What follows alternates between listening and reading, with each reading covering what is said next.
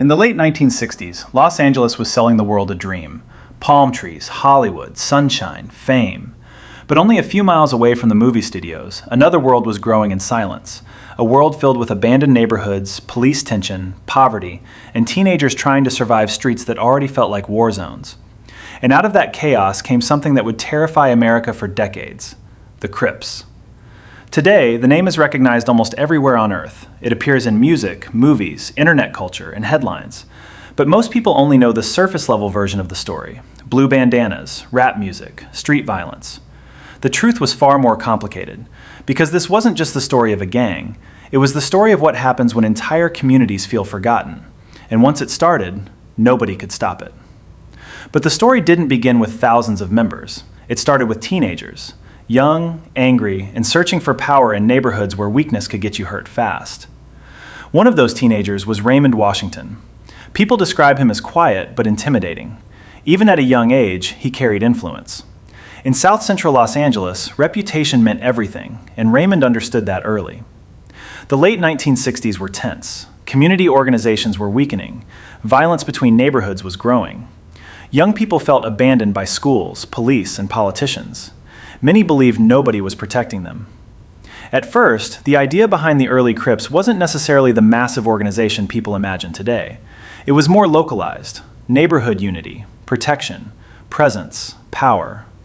But power changes people quickly, especially when fear becomes currency. The early members were shockingly young. Some were barely teenagers.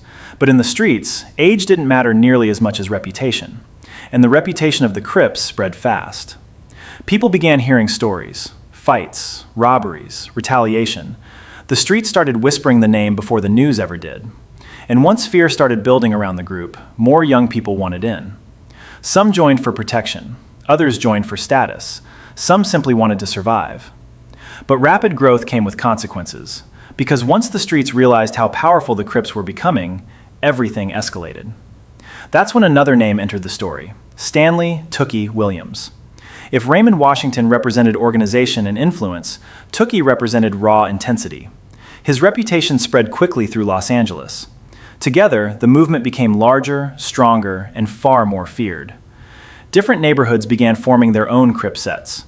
What started small exploded across Los Angeles like wildfire. And with expansion came violence. Territory became everything. Respect became survival. An insult could start a war. Entire neighborhoods became divided by invisible borders outsiders couldn't even see. One wrong street, one wrong color, one wrong look. That was enough. Schools became recruitment grounds. Parks became meeting points. Teenagers who should have been worrying about homework were instead learning how to survive street politics. And the media finally started paying attention. News stations painted terrifying pictures of gang violence consuming Los Angeles. Parents across America watched these reports in shock. To many viewers, the Crips looked unstoppable. But the rise of the Crips created something else: an enemy. Smaller gangs across Los Angeles realized they couldn't survive alone anymore. One by one, groups that normally hated each other began aligning against a common threat. That alliance eventually became known as the Bloods. And suddenly, the streets transformed into something even more dangerous: blue versus red, neighborhood versus neighborhood, retaliation after retaliation. The rivalry became legendary, but behind the headlines were terrified communities trapped in the middle. Families learned which streets to avoid. Kids learned survival rules before adulthood. Some people couldn't even visit certain areas safely anymore. The symbolism became powerful. Colors, hand signs, language, music, everything carried meaning. And once symbols become tied to identity, conflict becomes personal. The violence intensified through the late 1970s and into the 1980s. Then came the crack era, and that changed everything. Los Angeles entered one of its darkest periods. Drugs flooded neighborhoods already struggling with poverty. Money appeared fast. So did addiction, desperation, and paranoia. Suddenly, the streets weren't only about reputation anymore. Now there was serious money involved. The homicide numbers climbed. Police pressure exploded.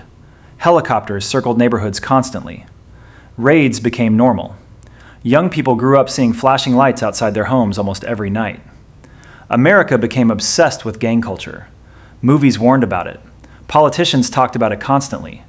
News anchors described gangs like they were an unstoppable army preparing to take over cities. Fear spread nationwide.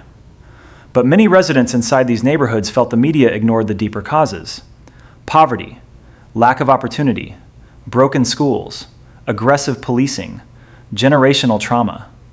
Instead, television often reduced everything into simple good versus evil narratives. Meanwhile, prisons became another battleground. Incarceration didn't destroy gang identity. In many cases, it strengthened it. Alliances evolved behind bars. Codes became stricter. Younger members inherited conflicts started years before they were even born. And during all this chaos, something unexpected happened. The streets found a microphone. West Coast rap exploded onto the scene. Artists began turning real street experiences into music. For the first time, millions of people outside Los Angeles were hearing stories directly from neighborhoods they previously only saw on the news. And audiences were fascinated. Gangsta rap didn't just become popular, it changed music forever. Artists connected to Crip culture suddenly became global stars. Among the most recognizable was Snoop Dogg, whose relaxed delivery and street background helped define an entire era of hip-hop. The music felt dangerous, authentic, and rebellious. To fans, it was honesty. To critics, it was a threat. Politicians blamed rap for influencing violence. Parent groups demanded censorship. News stations debated whether the music was destroying America's youth. But controversy only made the music bigger. Record labels realized there was massive money in street imagery. Suddenly, gang culture wasn't confined to Los Angeles anymore. It spread through CDs, television, movies, and eventually the internet. People around the world started copying slang, fashion, and symbols without fully understanding the reality behind them. And that reality remained brutal. Because fame didn't erase the danger. If anything, it intensified it. Internal conflicts inside Crip neighborhoods became increasingly deadly. Different sets began fighting each other. Old alliances collapsed. Loyalty became unpredictable. In some neighborhoods, the threat wasn't rival gangs anymore. It was former allies. Street politics became incredibly complicated. Rumors spread constantly. Distrust grew everywhere.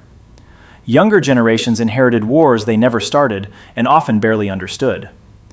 Many former members later described living with constant paranoia, watching cars slowly pass by, wondering who could be trusted, looking over shoulders daily. Some never escaped the lifestyle.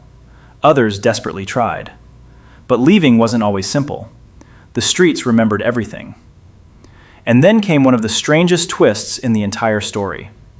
The image of the Crips started changing in mainstream culture. References appeared everywhere: fashion, memes, social media jokes, music videos, online trends. For younger audiences growing up far from Los Angeles, gang culture sometimes looked almost fictional, entertaining, stylized, aesthetic. But many people who actually lived through the violence viewed that transformation very differently. Because behind every symbol was real trauma, real funerals, real fear. Former members began speaking publicly about regret, survival, and lost friends. Some dedicated their lives to warning younger generations away from the streets. Others tried rebuilding damaged communities. Meanwhile, the legend of the Crips kept spreading globally. What started in a few Los Angeles neighborhoods decades earlier had somehow become one of the most recognized street identities in modern history.